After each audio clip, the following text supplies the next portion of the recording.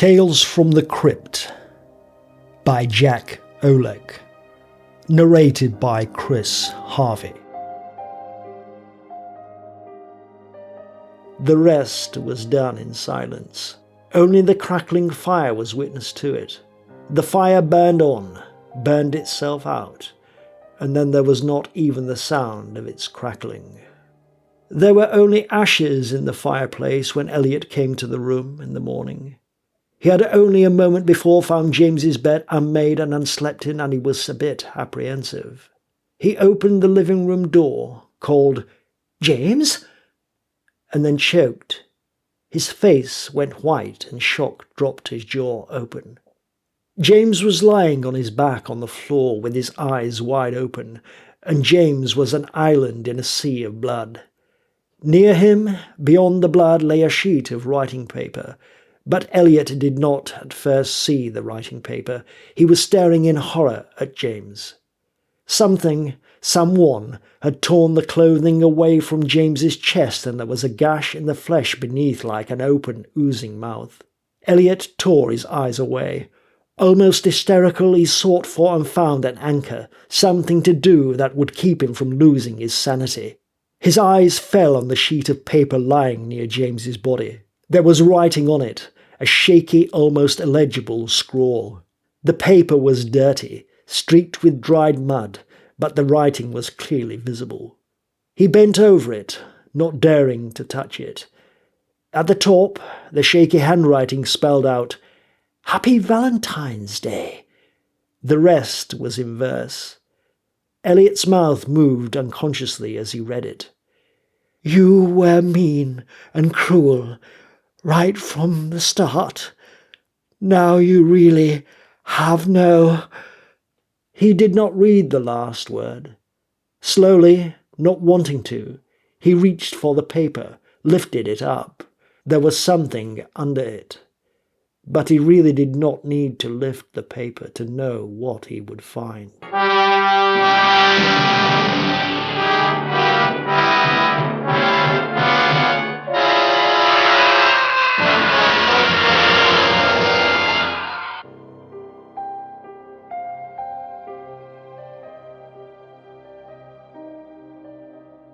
There was a fog in James's mind.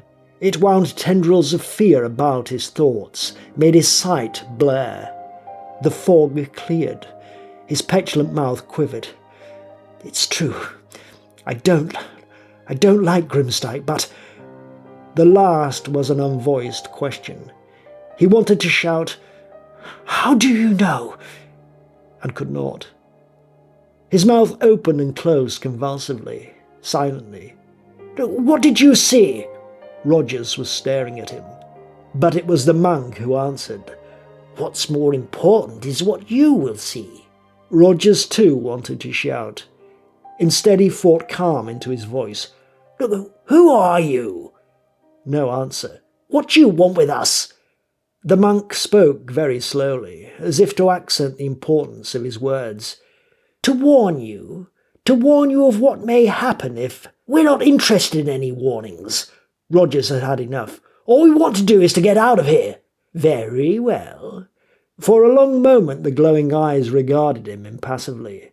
Then the monk turned to the stone door by which he had made his appearance. The door stirred, swung outward as the monk turned again to face Rogers. The door had to be a way out, an escape. Rogers took a step toward it and hesitated. A premonition, an instinct, was shrieking in his head. But he was no longer moving of his own volition. Some power that he could not comprehend propelled him toward the door and made him look in. He was staggering, a grimace of horror frozen on his face when he turned away. Jason started up from his seat. "What did you see?" "Tell him." The monk spoke quietly without inflection. Rogers shook his head, dumb. "Then you tell me." Jason turned on the monk almost savagely, shouting. But he heard his own voice only faintly as the monk's eyes focused on his. He had only time for a few more words before he lost the will to speak. "Well, at least tell me why I'm here. Why did I come?" He spoke the words, and then the monk and the chamber were gone. He was in another room. A familiar room.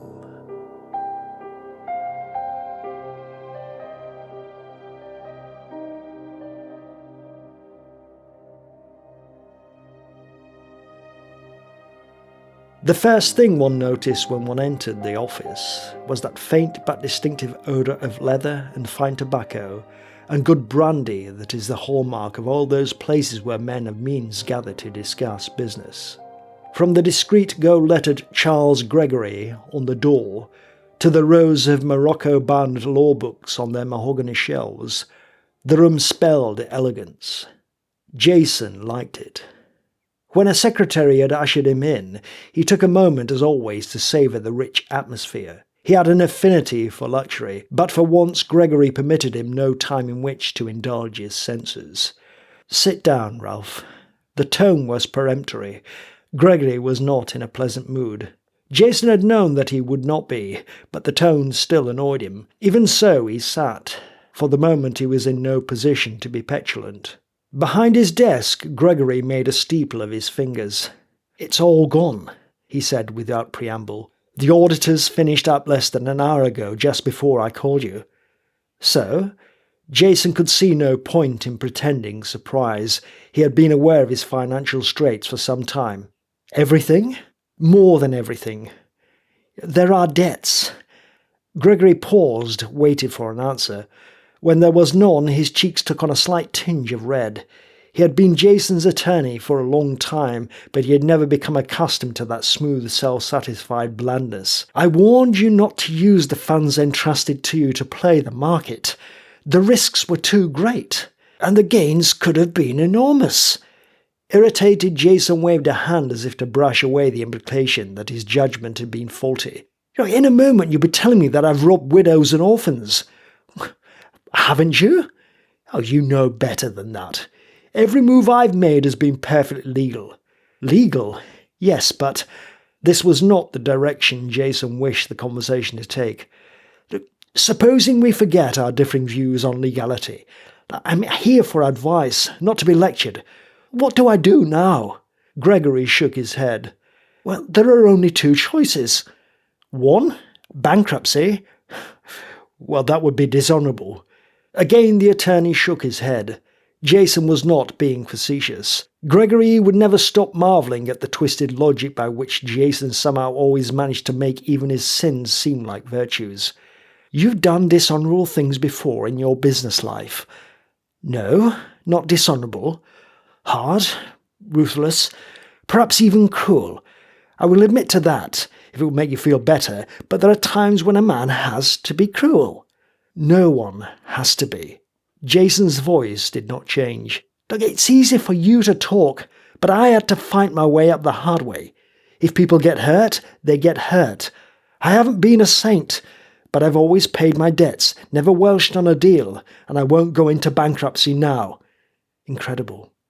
Jason was really incredible.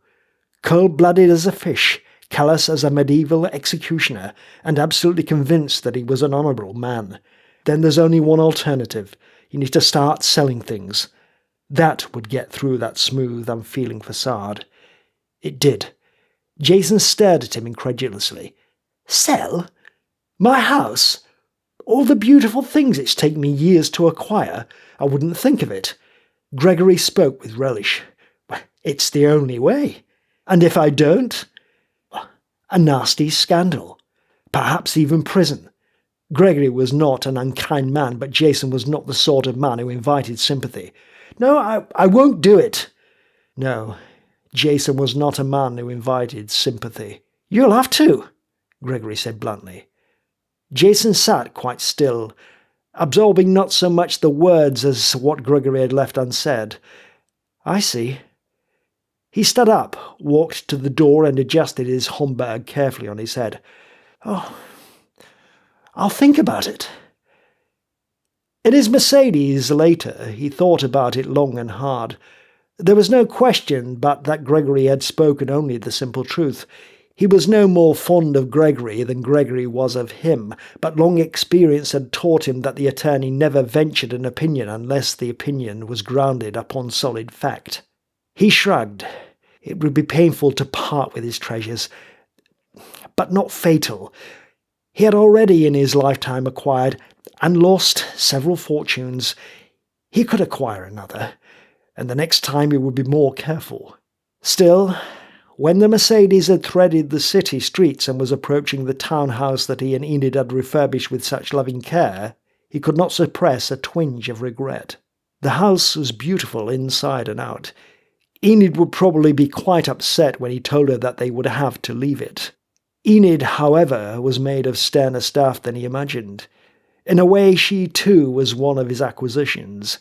He had married her because she came of a distinguished family, because she was by far the most beautiful woman he had ever known.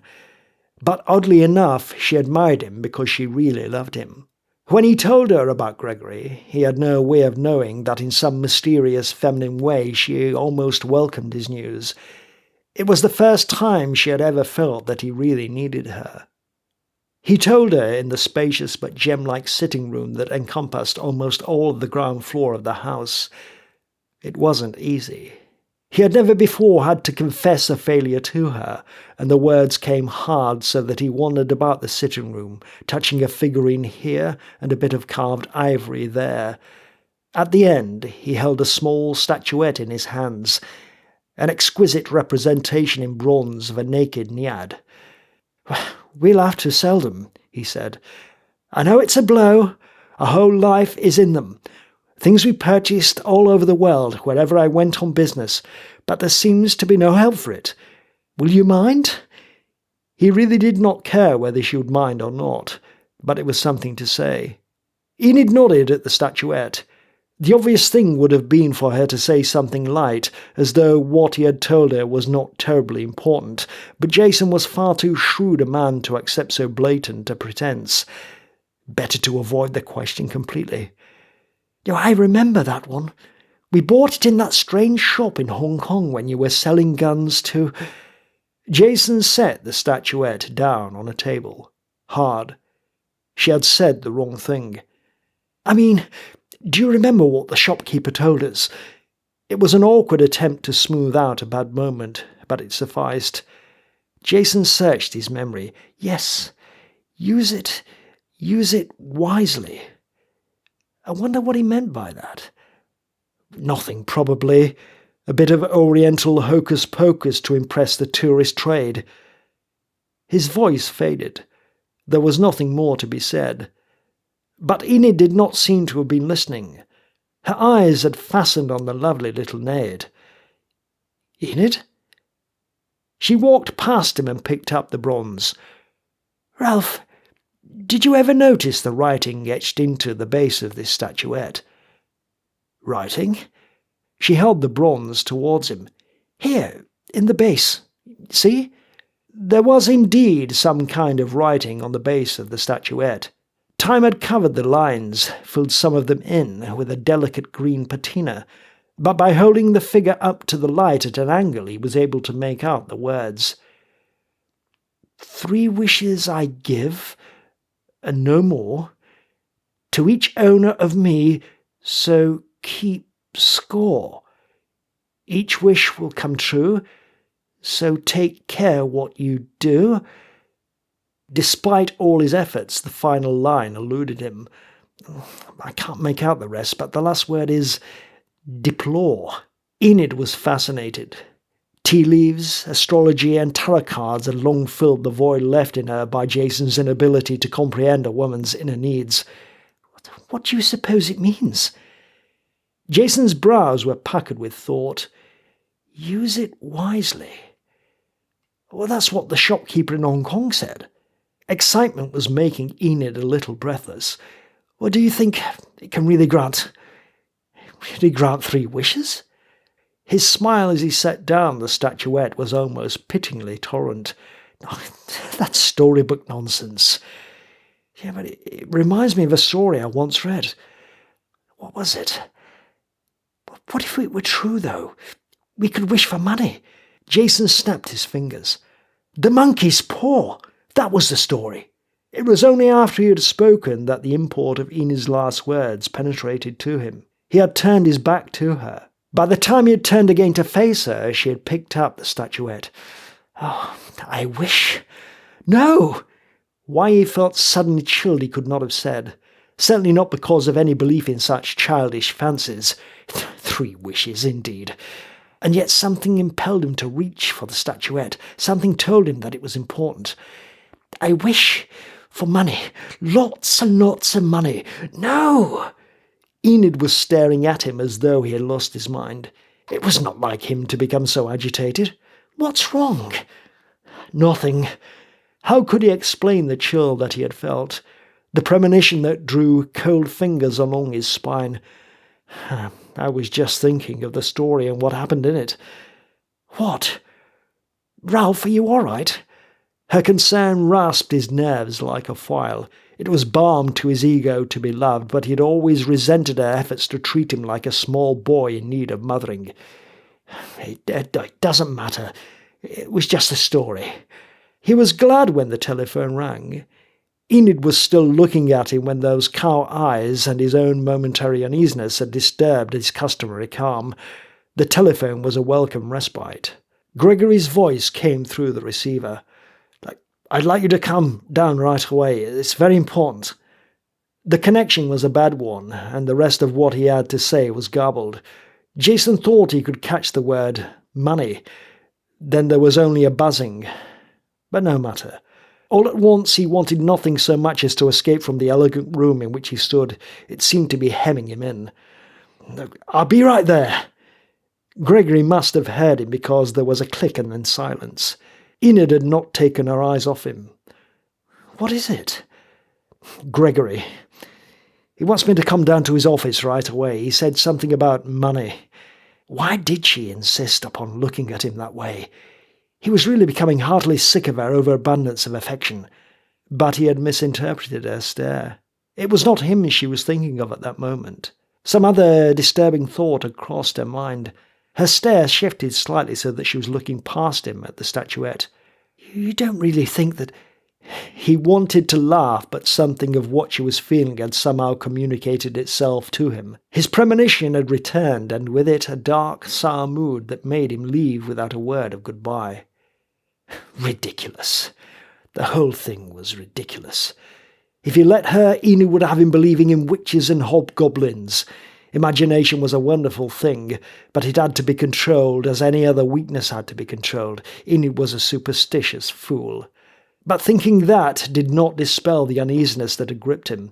When he had descended to the garage that had been built under the house and sat at the wheel of the Mercedes, it persisted still.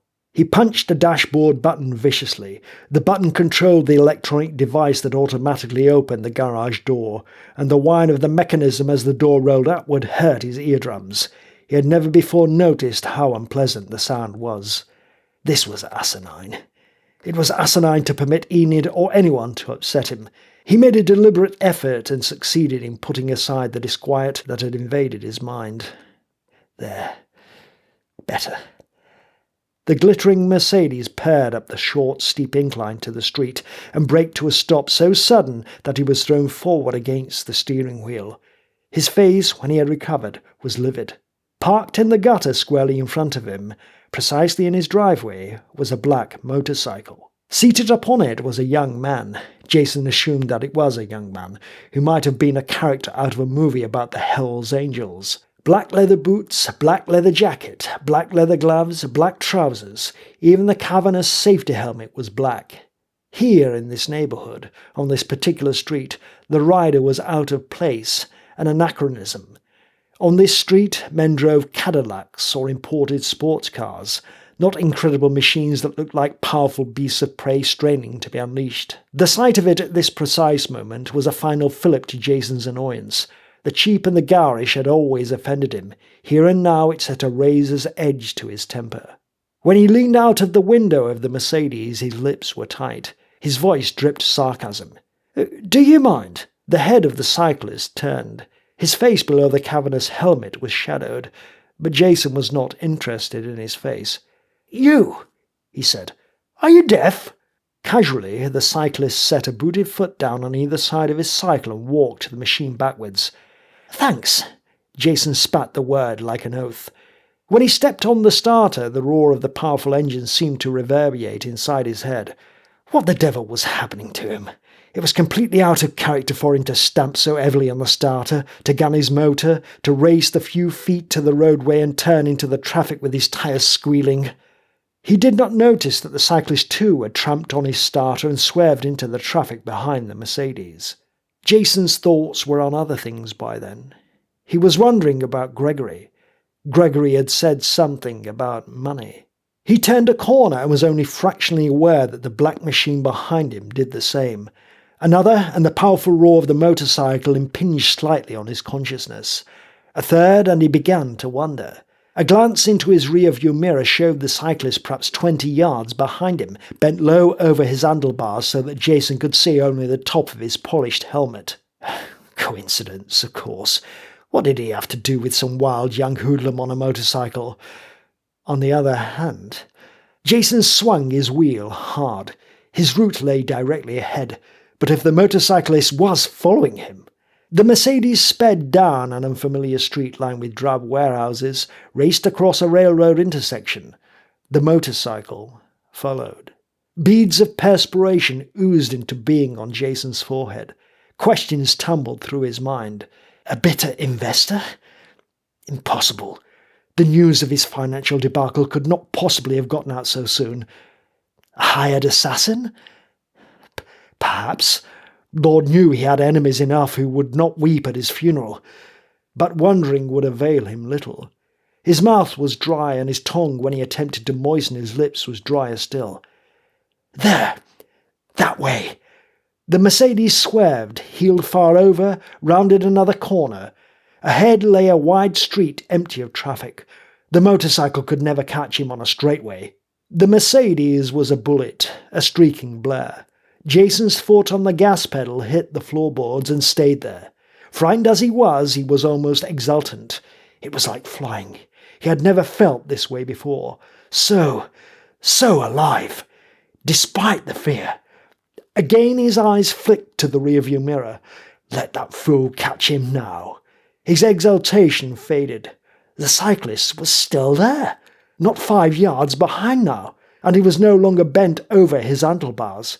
His head had come up, and it was as if Jason was looking directly into his eyes. Only the motorcyclist had no eyes. Where there should have been eyes, there were only twin dark holes, a white, fleshless skull. There were teeth that hung jaggedly from bone where there should have been a mouth. There was nothing where there should have been a nose. Jason gasped. It was an hallucination. Enid had caused this. Enid and her damned superstition. She had infected him. What he was seeing could not be. It had to be an hallucination. It had to. But it really mattered very little whether what he was seeing was real or unreal. Terror had loosened his hands on the wheel, and the Mercedes was a delicately tooled, expensive instrument, responsive to every hump and every rut in the road. Even as he stared, it struck such a rut, bounced softly on its beautifully machined shock absorbers, skidded and shot off at an angle. It jolted across a narrow sidewalk, struck a light pole, caromed off to slam into a solid brick wall and exploded in a burst of jagged slivers of glass and disintegrating metal. Jason, too, exploded in a way. His face burst through the windshield, his bones bent and snapped and pushed through his skin, and blood and bits of his flesh splattered in all directions.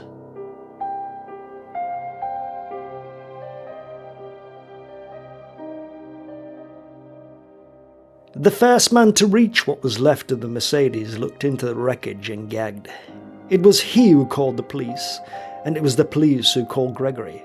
An inspector made the call from a booth near the scene of the crash. The inspector had seen a great many automobile accidents in his time, but the sight of Jason had left him shaken and ill. At the other end of the line, Gregory too had gone pale. "In his car?" he said. "Jason? But that's impossible." "I'm afraid not, Mr. Gregory. It's him all right." Gregory took a moment to collect his thoughts. "Have you notified Mrs. Jason yet?" "Not yet. We found some letters from you in his pocket. They seem to indicate that you were a close friend of the family as well as his lawyer. We thought it would be better if you broke the news." "A close friend?" Gregory could almost smile at that. Hardly.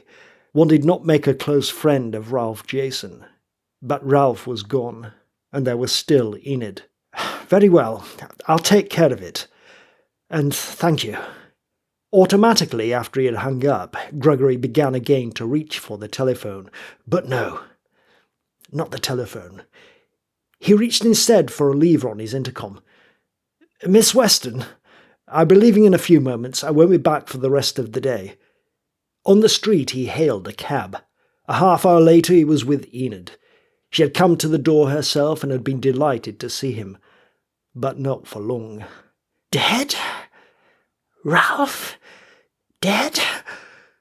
Her face, under its carefully applied mask of makeup, seemed suddenly old.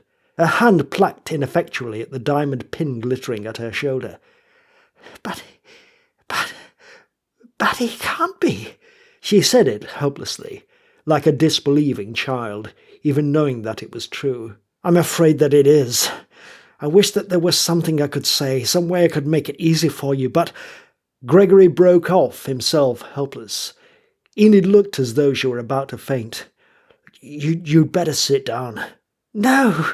But she did not resist when he led her to an armchair and held her arm as she settled into it. "How? How did it happen?" "But I've told you. They found him in his car. He must have lost control, skidded." There was no point in giving her more grisly details. It would only deepen her shock. "Look, this may not be the time to talk about it, but it may take a burden off your mind. This accident, it makes you a rich woman, Enid." "Rich?" He had thought that Enid might be averse to discussing money at this particular moment, that she might even think him callous for having mentioned it. Her questioning response surprised him. Ralph's insurance. It was a large policy, with double indemnity for an accident. You'll be able to pay off Ralph's debts and still live in comfort for the rest of your life.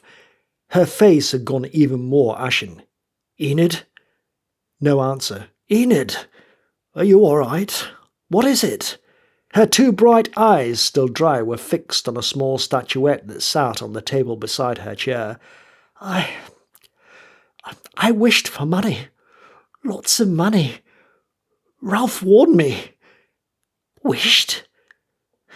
But surely it was just a coincidence. We all wish for money at some time or other. It wasn't a coincidence." "Oh, come now. It wasn't a coincidence." Her long, perfectly manicured fingers touched the bronze, picked it up. "This statuette, it gave us 3 wishes. I used one of them to wish for money. Well, now I'm going to wish for Ralph back." Gregory watched incredulously as she lifted the statuette to eye level. The shock had been too much for her. "I wish—" She did not go on. Something had occurred to her. "Have you ever heard of a story called The Monkey's Paw?" She was in shock. "The Monkey's Paw? Well, that's a horror story, isn't it?" "I don't know. Ralph mentioned it before, just before the accident. Of course, it's about an old couple who somehow or other get hold of a mummified monkey's paw. It gives its possessor 3 wishes, so they wish for money. And their son is killed. Mangled in a machine at his factory. Crushed." Gregory could feel the hackles rise on the back of his neck. Suddenly there was a shadowed gloom in the room that had nothing to do with the darkness that had fallen outside. He had been reciting by rote from memory, not really hearing his own words, until now, and realization of the parallel that still evaded Enid. "Don't wish for Ralph back." "Why not?" He was perspiring. His imagination had run away with him. There was something uncanny in the room. No, he was imagining that too. He made his tone as casual as he could. "I know it's foolish, but in the story the mother wishes that she had her son back, and he does come back. He comes back in the condition in which he died, mangled, torn, mutilated. The father uses the 3rd wish to save the mother from the sight by wishing his son back into the grave. Damn it, he shouldn't be humouring her, and yet there was that uncanny something in the room. He could feel it, almost smell it. Then I won't make that mistake. Enid really believed, "I'll wish for Ralph back as he was before the accident." She lifted the statuette again so that it caught the lamplight. There seemed to be a pattern of light all around it, an aura. "I wish that I had Ralph back as he was immediately before he died." Nothing. Gregory relaxed. He had not known that he was leaning toward her with a horrible intensity. It required a conscious effort for him to loosen his clenched fists. His fingernails had almost cut through the flesh of his palms. The moment had been a bad one, but it was over with. Or was it? Something was at the front door, pounding on it. Once, twice, 3 times. He and Enid turned to face the door at the same time, both with identical expressions of mingled amazement and horror. But Enid's expression lingered only for seconds and then was gone, replaced by a look of joy. "It's Ralph," she said. "I knew it." "No, Enid, it can't be. Be sensible." He didn't want to open the door. It was insane, but he didn't. He was afraid. "Come in." Enid's voice was happy, anticipating, eager. The door swung open slowly. Almost, Gregory expected it to creak like the cellar doors in fiction that always conceal some nameless terror. He must be losing his sanity. The door did not creak. It opened slowly but smoothly, moving noiselessly on well-oiled hinges to reveal an oblong opening of darkness. 2 men appeared in the opening, and behind them 2 more. Men who were completely ordinary except that their faces were grim and that they walked with spaced, measured steps. It was not the men at whom Gregory stared, however, nor was it the men who made Enid's eyes lose their eagerness. Between them, by its silver handles, the men carried a sleek, gleaming coffin of burnished wood, as meticulously made as a piece of fine furniture. Still walking with those spaced, measured steps, they carried the coffin into the living room and deposited it on the floor. One of them, professionally courteous, turned to Enid. "Mrs. Jason?" If she heard him at all, she did not care. Hands clasped to her bosom, she was staring at the coffin. "Open it! Quickly! Enid, for God's sake!" Gregory almost strangled on the words. She ignored him too. "Ralph!" She was moving toward the coffin, hands outstretched imploringly. "For God's sake, no!" Gregory grasped her arm. She was like a sleepwalker. "Don't look at him! His body was mangled in the crash!" What was he saying? This was a nightmare. It wasn't real. He was an attorney, a man who dealt in hard reality, in logic. He was dreaming. That was it. He was dreaming. But Enid's arm was solid in his grasp, cold as death but solid, and the man who had spoken before was staring at him, surprised. "Mangled? I'm afraid you're mistaken. Mr. Jason wasn't mangled. He died at the wheel. Of a heart attack." Enid was whispering. "The wish! It was the wish, just as I wished it. Enid!" Her eyes glared at Gregory. "I wished for him back as he was immediately before the accident, because of what you told me. But he was dead then. Dead of a heart attack. The accident didn't kill him. Enid! You're responsible for this. I shouldn't have listened to you. I should have thought more deeply before I wished." For the first time tears coursed down her cheeks, but when Gregory would have spoken she turned away from him. Even so, he had to say something, do something. "Enid, please. You're overwrought. I couldn't have known. That is, it's some kind of a nightmare. I mean, God, what did he mean? Jason had died in a car crash. That police inspector, he hadn't been a phantom. And these men, who were they? Police ambulances did not provide gleaming coffins trimmed with silver. If he could just find out who the men were who had hired them. Enid forestalled him. She had stopped crying and her face when she turned on the men was determined, as though she had made up her mind to something. "Get out!" The men recoiled from the intensity of her, but they went, silently, and she seemed to have forgotten Gregory. As if in a trance she walked to the table and took up the statuette.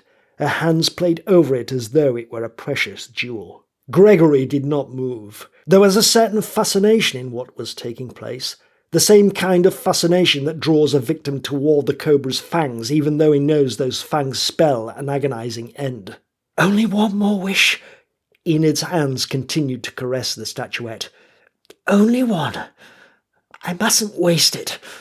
I've got to be careful." She was almost crooning. Her mind had given way. Gregory was certain of it. "Enid!" She wailed on him savagely. "Go away! Go away and leave me alone." There was no help for it. Arguing with her now would only drive her still closer to the edge of madness. "All right."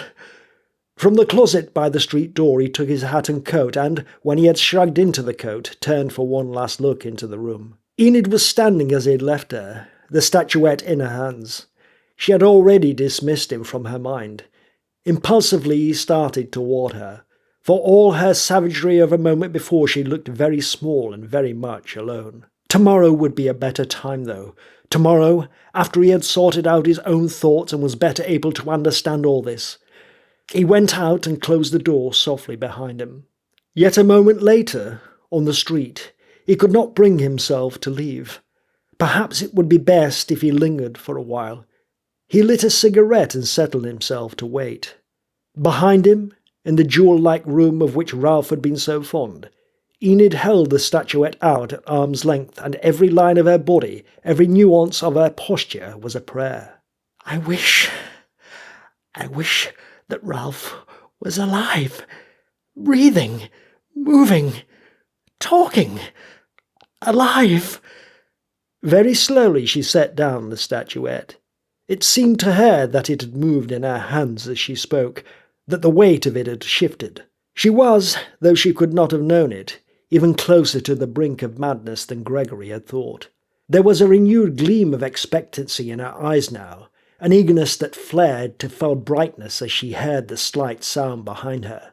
The lid of the coffin was opening.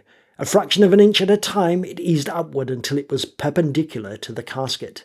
In a moment Ralph would sit up. In a moment she would be in his arms. Ralph didn't like demonstrative shows of affection, but surely this one. A frown made little folds in the skin between her brows.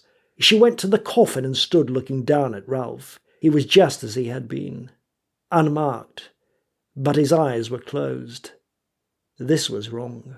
She wanted Ralph to smile, to look up at her, to take her into his arms. "Ralph, can you hear me?" Ralph remained as he was, arms folded across his breast, unmoving. Then his eyelids fluttered, his lips stirred, his voice was weak but audible. "Enid!" And again, "Enid!" What followed drove her back as though she had been struck by a sledgehammer. Ralph screamed, an agonized, inarticulate scream of such pure agony as only a damned soul burning in the pit could possibly scream. Suddenly he was sitting up in the coffin and clutching himself, and scream after scream was tearing itself from his open mouth. The sound of it became a hymn, a paean, an orchestration of torment that crashed against the walls, ricocheted against the ceiling, echoed from the floor, a cacophony of unbearable pain. It carried up through the 5 stories of the house, down into the garage, out into the street where Gregory still waited. The cigarette dropped from Gregory's hand. Nothing human could make a noise like that. Nothing human could fuel what the maker of those agonized screams must be feeling. His skin crawled and a lump of ice seemed to congeal inside him. He came through the door and into the sitting room like something shot out of a catapult, and came to a halt with his jaw slack and his eyes bulging. It was Jason who was screaming, a writhing, twisting Jason who screamed and screamed and screamed. But it was Jason, and alive. Trust Jason to come out a winner, even from the jaws of hell itself. But why the screaming? Why the agony? Enid was sobbing, her hands clamped over her ears. In a moment she would be screaming too. Something white caught his eye, a square of stiff paper secured with a bit of wire to one of the silver handles on the casket. A message? An answer? In 3 strides he was at the coffin and had torn the tag from the handle. There were typewritten lines on the tag, but he could not at first focus his eyes sufficiently to read them. This close to Jason, the gurgling, impossible sound of the screaming battered at him with an almost physical impact. His eyes focused. When he spun to face Enid, her hands were still clamped over her ears, but nothing could shut out those screams. Nothing. She sagged, took her hands away, leaned limply against a wall, her horrified stare still riveted on Jason. Gregory's mouth worked silently. Then at last he was able to speak, and his words must have struck her like stones. "Don't you see? You wished him alive, and he is. Only—" His tongue betrayed him, twisted as if with a life of its own. "Only he's been embalmed." The tag fluttered from his fingers. He could no longer hold it. The fluid in his veins, burning into him, burning. He could say no more. The screams were too much. "Enid! Enid! Do something!" Jason's voice dissolved into another scream. Enid had flattened herself against the wall as if to push her way through it, away from that awful sound. Her fingers, pressing against the wall, brushed metal, an ancient samurai sword that Jason had found in Kyoto. It hung just beside her, heavy and deadly with a curved blade that had been honed to the keenness of a scythe. The sword came away from its supports easily when she wrenched it from the wall, and there was no time in which to stop her when she raised it frantically over her head with both hands and ran to the coffin. Her first blow stilled the screams, but she did not stop there. She was beyond reason, beyond sanity. The heavy blade rose and fell, chopping, chopping, chopping. Gregory did not stir. He could not. He could only gape, appalled. Until Enid had finished her work, until sheer exhaustion forced her to turn away, tears spilling down her cheeks. Then he could move again, drawn by the same fascination that he had felt. Was it only a little while ago? He went to the coffin. The urge to look inside was overpowering. Forcing himself, he prepared to look down at what would unquestionably be the most horrible sight of his life. And then he stopped. He was wrong. The most horrible sight that he would ever see was not inside the coffin, at least not only inside the coffin. It was on the rim of the coffin, on its polished wooden sides. Hanging over the rim of the coffin and pasted to its sides were strings of bloody tissue, and they were moving. "But you haven't killed him," he choked. His mouth writhed. The rest would not come. He had to force it. "Every bit of him is still alive. And suffering. It took a long moment for that to burn itself into Enid's brain. Then she screamed, and she would continue to scream until merciful death released her.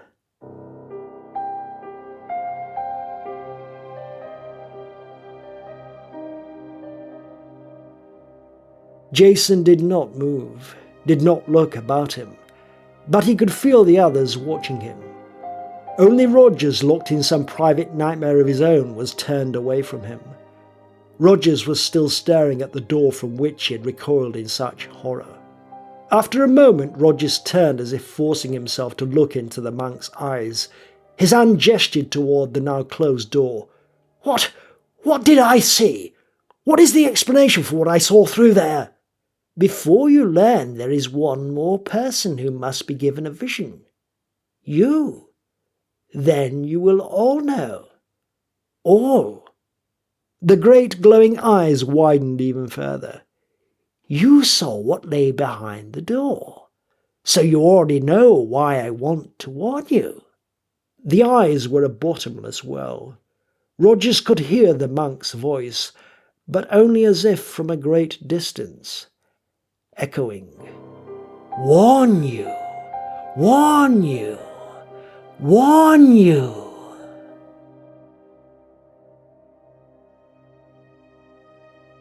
Ralph Jason's story Wish You Were Here was written by Jack Oleck and narrated and sound edited and mixed by Chris Harvey. Coming soon, stay tuned for even more Tales from the Crypt, when I will be bringing you the final instalment with William Rogers' story, Blind Alleys.